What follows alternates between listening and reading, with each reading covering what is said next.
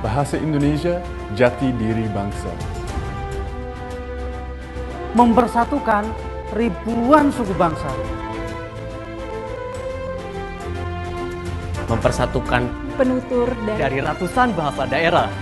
Mempersatukan masyarakat dari belasan ribu pulau, dari Sabang sampai Merauke. Bahasa Indonesia kebanggaan bangsa.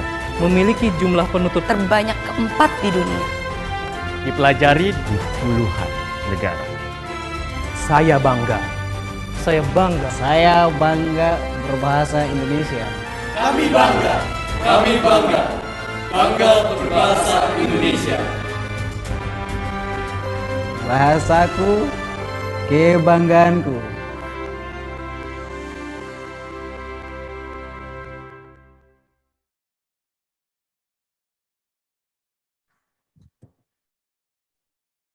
Oke.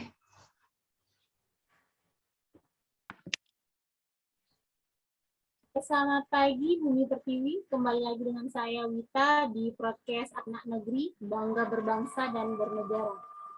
Oke, tadi kita udah nengok cuplikan video di atas, di mana kita sebagai warga negara Indonesia harus bangga kepada bahasa Indonesia. Cinta terhadap bahasa kita, di mana kita harus mengenal, memahami, dan menggunakan bahasa Indonesia sebagai sesuai dengan kaidah penggunaan bahasa yang benar. Apakah benar seperti itu? Untuk membahas itu, hari ini kita udah kedatangan beberapa anak bangsa yang mencintai Indonesia dengan segenap jiwa dan raganya. Kita langsung sapa aja. Ada Kak Nike. Apa kabar Kak? Baik. Ada Kak Ringo juga. Halo. Sama Kak Ade. Ya, halo. Nah, kita kan udah nengok video yang tadi tuh di atas, Kak. Seberapa penting sih pelayanan itu menggunakan bahasa Indonesia? Mungkin Kak Niko bisa ngasih pendapat duluan, Kak. Kalau menurut saya, untuk bahasa Indonesia sendiri, bahasa Indonesia ini kan sebagai alat komunikasi, bukan hanya antar individu ya, jadi alat komunikasi untuk kelompok, organisasi sosial, dalam berbagai konteks kehidupan sehari-hari. Sebagaimana yang pernah tertuang dalam Sumpah Pemuda, yaitu kami putra-putri Indonesia berbahasa satu, bahasa Indonesia. Bukan berarti bahasa daerah tidak diperlukan ya, bahasa daerah tetap diperlukan. Kalau menurut saya seperti itu, Kak Wita. Iya, benar Kak. Bahasa daerah itu tetap diperlukan ya kan? Iya. Kalau Lestari gimana? Kalau menurut saya, di mana bahasa daerah yang beragam itu adalah wujud keberagaman bangsa kita, harus dilestarikan juga, tapi penempatan dan penggunaannya perlu diperhatikan. Mungkin saya menambahkan sedikit ya. Betul sekali apa yang dikatakan oleh Kak Lestari. Bahasa daerah tidak mungkin lepas dari kehidupan kita sehari-hari. Apalagi kalau kita bertemu dengan teman yang memiliki suku bangsa yang sama. Otomatis kita akan berbicara menggunakan bahasa daerah. Ya, benar sekali Kak Ringo. Pastinya bahasa daerah lebih mendominasi kan ya. Menurut Kak Ade gimana nih? Ya, benar. Bahasa daerah itu merupakan bagian dari diri kita. Sementara bahasa Indonesia adalah bahasa pemersatu bangsa kita. Apalagi dalam memberikan pelayanan. Tidak bisa dipungkiri dalam setiap instansi penyedia jasa, semua orang bisa mengerti semua bahasa daerahnya. Misalnya nih di puskesmas saya, tidak ada orang yang mengerti bahasa Batak, jadi jika ada pasien yang datang menggunakan bahasa Batak, tidak ada yang bisa melayani.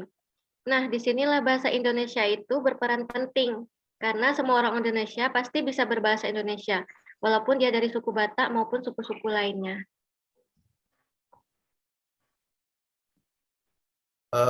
Tambahan sedikit ya, menggunakan bahasa Indonesia sebagai bahasa resmi dalam pelayanan walaupun kita mengerti bahasa yang digunakan oleh pasien atau penerima jasa lainnya, menunjukkan bahwa kita bangga dalam berbangsa dan bernegara, di mana kita menghargai dan menghormati keberagaman suku, bahasa, agama, ras antar golongan.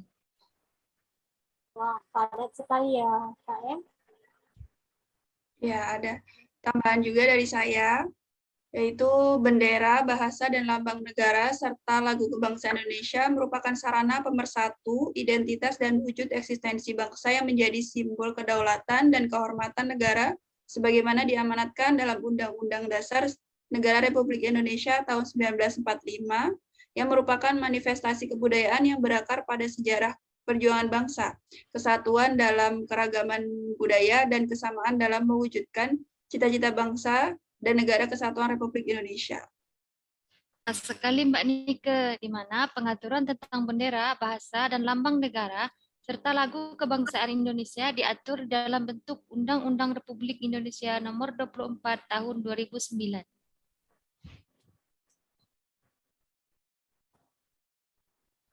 Bahasa Indonesia yang dinyatakan sebagai bahasa resmi negara dalam pasal 36 Undang-Undang Dasar Negara Kesatuan Republik Indonesia tahun 1945 bersumber dari bahasa yang diikrarkan dalam Sumpah Pemuda tanggal 28 Oktober 1928 sebagai bahasa persatuan yang dikembangkan sesuai dengan dinamika peradaban bangsa. Ini ya, diskusinya padat dan berwawasan luas sekali, yang tidak sesuai dengan makna semboyan Bhinneka Tunggal Ika, yang berarti kan berbeda-beda, tetapi pada hakikatnya satu bangsa dan satu negara Republik Indonesia.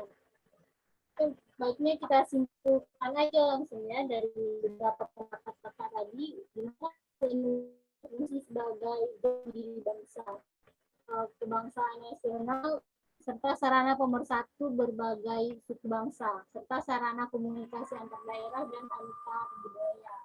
Kemudian bahasa Indonesia ini juga bahasa resmi kenegaraan, di mana digunakan dalam pengantar pendidikan, komunikasi tingkat nasional, atau pengembangan budaya nasional.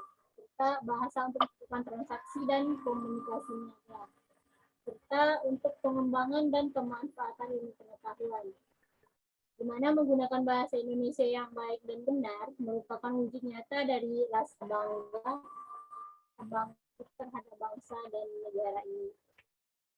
Meskipun kita berbeda dan persatuan.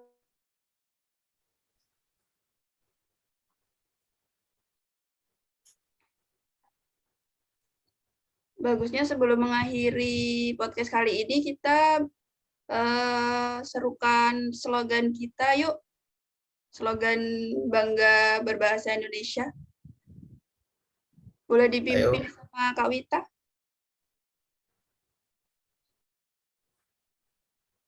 Baiklah, oke,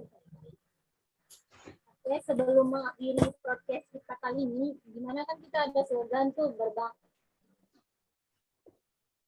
sebelum kita mengakhiri podcast ini, kita kan memiliki slogan bangga berbahasa. Kakaknya pada tahu kan ya slogan-slogan tersebut? Bolehlah kita tutup podcast ini dengan slogan berbahasa dan berbangsa. Jadi kapan ngomongnya? Ini langsung kamu mempersatukan ribuan suku bangsa dari Sabang sampai Merauke. Terus kita bareng-bareng. Gitu. Mempersatukan ribuan suku bangsa dari Sabang sampai Merauke. Utamakan bahasa Indonesia, pelihara bahasa daerah, raih bahasa asing.